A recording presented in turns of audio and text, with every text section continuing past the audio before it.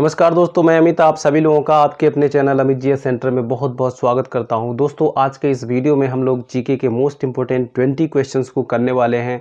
सो आप लोगों से रिक्वेस्ट है कि इस वीडियो को पूरा जरूर देखिएगा, सारे क्वेश्चंस को आप लोग अटेम्प्ट करिएगा, सभी के आंसर देने का प्रयास कीजिएगा। ठीक है, तो चलिए हम लोग शुरू करते हैं। शुरू करने से पहले आप लोगों से एक रिक्वेस्ट है कि चैनल पर अगर नए हैं तो चैनल को सब्सक्राइब कर लीजिए, नोटिफिकेशन बेल को भी प्रेस कर दीजिएगा। शुरू करते हैं। आज का जो पहला प्रश्न है वो है राष्ट्रीय एकता परिषद की स्थापना कब हुई थी। ठीक है, तो राष्ट्रीय एकता परिषद की स्थापना कब हुई थी दोस्तों? तो ये हुई थी 1961 ईस्वी में। ठीक है, चलिए अगले प्रश्न की तरफ बढ़ते हैं। अगला प्रश्न है समता के अधिकार का उल्लेख संविधान के किस अनुच्छेद में मिलता है? ठीक है, तो किस अनुच्छेद में मिलता है दोस्तों? समता यानी समानता का अधिकार। ठीक है, तो समानता का अधिकार दोस्तों मिलता है संविधान के अनुच्छेद 14 से 18 में। ठीक है, तो ऑप्शन नंबर 1 यहाँ पर करेक्ट हो जाएगा। आगे चलते हैं। जनसंख्या के आधार पर या जनसंख्या के आकार के अनुसार बृहत्तम महाद्वीप है। ठीक है, तो इसमें कौन सा ऑप्शन सही होगा दोस्तों? तो यहाँ पर जो ऑप्शन नंबर 2 है वो बिल्कुल करेक्ट है। एशिया महाद्वीप जो है जनसंख्या के आधार पर सबसे बड़ा महाद्वीप है। ठीक है, सबसे बृहत्तम महाद्वीप है। आगे चलते हैं। आगे प्रश्न है भारत में थारू जनजाति कहाँ निवास करती है? ठीक है, तो यहाँ पे ऑप्शन नंबर देखिए 1 जो लिखा है वो है उत्तर प्रदेश के तराई क्षेत्र में। ठीक है, और उत्तराखंड में। ठीक है, और ऑप्शन है उपरोक्त दोनों सही हैं और इनमें से कोई नहीं। ठीक है, 4 ऑप्शन दिए हैं, कौन सा ऑप्शन सही होगा दोस्तों आपके हिसाब से? तो अगर आप ऑप्शन नंबर 3 के साथ में हैं तो बिल्कुल सही है, उपरोक्त दोनों सही है। ठीक है, यानी कि भारत में थारू जनजाति जो है वो उत्तर प्रदेश के तराई क्षेत्र के साथ साथ उत्तराखंड में निवास करती है। तो ऑप्शन नंबर 3 यहाँ पे करेक्ट है। आगे बढ़ते हैं। भिलाई इस्पात संयंत्र स्थित है। ठीक है, तो भिलाई इस्पात संयंत्र जो स्थित है किस राज्य में स्थित है? तो यहाँ पर ऑप्शन नंबर 1 जो है वो बिल्कुल करेक्ट है, छत्तीसगढ़ में स्थित है। ठीक है, और ये जो भिलाई संयंत्र है, भिलाई इस्पात संयंत्र है, किसके सहयोग से स्थापित किया गया था भारत में? तो ये स्थापित किया गया था किसके सहयोग से? तो सोवियत संघ के सहयोग से। आगे बढ़ते हैं। प्रश्न है अनुच्छेद 356 का प्रथम बार प्रयोग कहाँ और कब किया गया था? ठीक है, तो अनुच्छेद 356 का पहली बार प्रयोग किया गया था केरल में। ठीक है, कब किया गया था? तो 1959 ईस्वी में। ठीक है, इसका मतलब ये है कि ये जो अनुच्छेद है 356 ये किससे संबंधित है? तो ये संबंधित है किससे? राष्ट्रपति शासन से।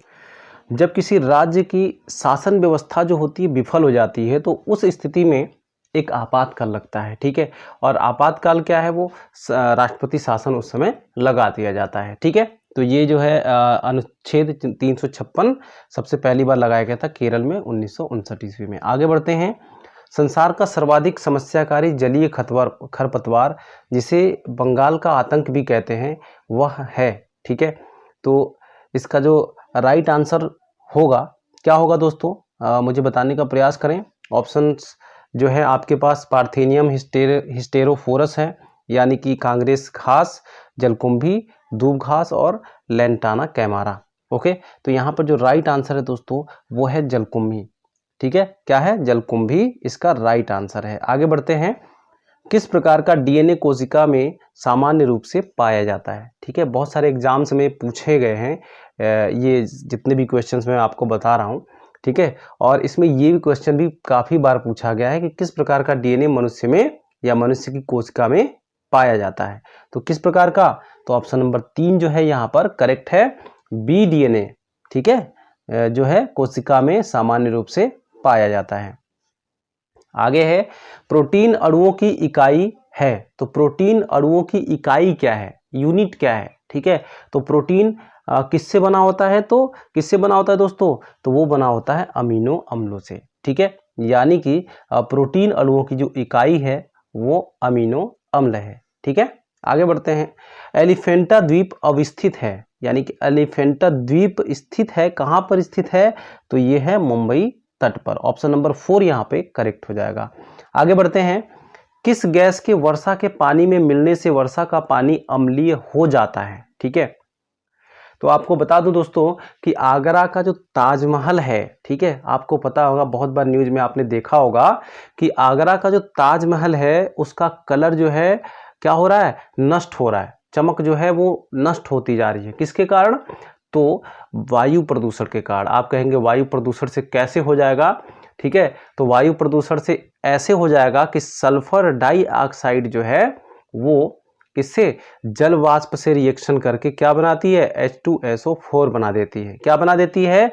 तो H2SO4 बना देती है। ठीक है, और यही जो है अम्ल वर्षा के पानी के साथ में क्या होता है, वहां पर बारिश में आती है नीचे की तरफ। ठीक है, जो कि ताजमहल पे गिरती है। और आपको पता है कि H2SO4 क्या है, तेजाब है। तो तेजाब क्या करेगा, किसी के भी कलर को उसको नष्ट करने की कोशिश करता है। ठीक है, आपको पता है ये तेजाब का काम क्या होता है। ठीक है, तो यहां पर क्या होगा राइट आंसर? तो दोस्तों यहां पर राइट आंसर होगा सल्फर डाइऑक्साइड। ठीक है, आगे बढ़ते हैं। लोकसभा के चुनाव हेतु अधिसूचना कौन जारी करता है? ठीक है, तो उम्मीद करता हूं कि ये प्रश्न तो आपको पता होगा ही। ठीक है, तो लोकसभा के चुनाव हेतु अधिसूचना जारी करता है भारत निर्वाचन आयोग।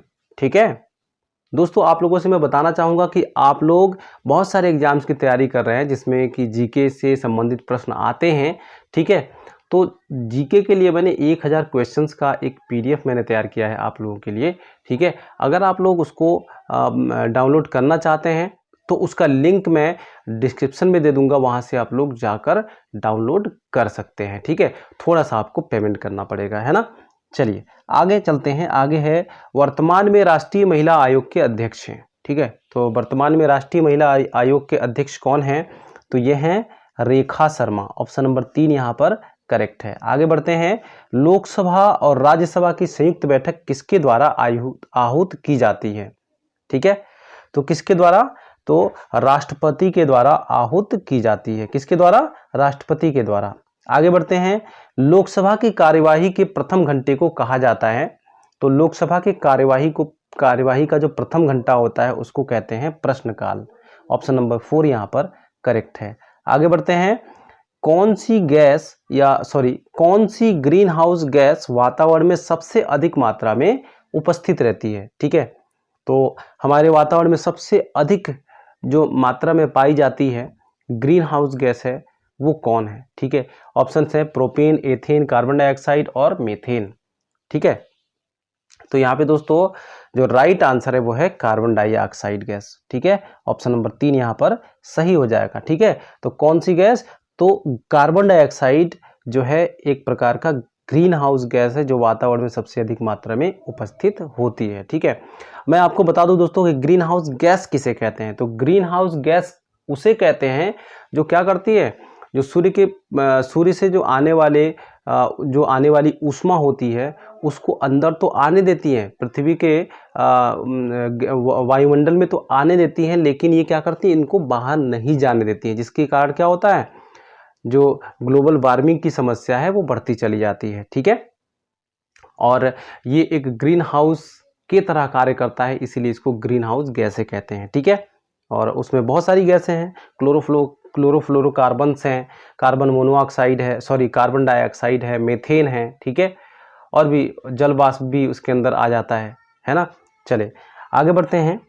U4VAC फैमिली की कौन सी फसल बायोडीजल उत्पन्न करने के लिए जानी जाती है? ठीक है, तो U4VAC फैमिली की कौन सी फसल? तो यहाँ पे ऑप्शन नंबर 1 जो है वो करेक्ट हो जाएगा, जेट्रोफा। ठीक है दोस्तों, मैं आप लोगों से रिक्वेस्ट करूंगा कि चैनल को अभी तक आपने सब्सक्राइब नहीं किया है तो सब्सक्राइब कर लें और वीडियो को लाइक करना मत भूलिएगा। ठीक है, वीडियो को अगर आप लाइक करते हैं तो हमें मोटिवेशन मिलता है आप लोगों के लिए अधिक से अधिक क्वेश्चंस को और अच्छे से अच्छे क्वेश्चंस को लाने का। ठीक है, अगर आप लाइक नहीं करेंगे, सब्सक्राइब नहीं करेंगे तो कोई मोटिवेशन नहीं मिलेगा हमको, और हम फिर कैसे कर पाएंगे काम। ठीक है, तो आप लोगों से रिक्वेस्ट है हमारा।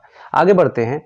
तो यहाँ पे आप लोग देख ही रहे हैं कि जेट्रोफा जो है ये क्या है, U4VAC फैमिली का एक मेंबर है, एक प्लांट है जिससे बायोडीजल उत्पन्न किया जाता है। ओके, आगे देखते हैं। MS स्वामीनाथन किससे संबंधित थे? तो MS स्वामीनाथन जो है कृषि वैज्ञानिक थे। क्या थे? कृषि वैज्ञानिक थे और इनको हरित क्रांति का जनक भी कहा जाता है। ठीक है, क्या कहा जाता है? हरित क्रांति का जनक कहा जाता है। आगे बढ़ते हैं। अगला प्रश्न है, ओजोन परत का अधिकतम ह्रास निम्न में से किस पर हुआ? मतलब किस क्षेत्र में हुआ है ओजोन परत का अधिकतम ह्रास?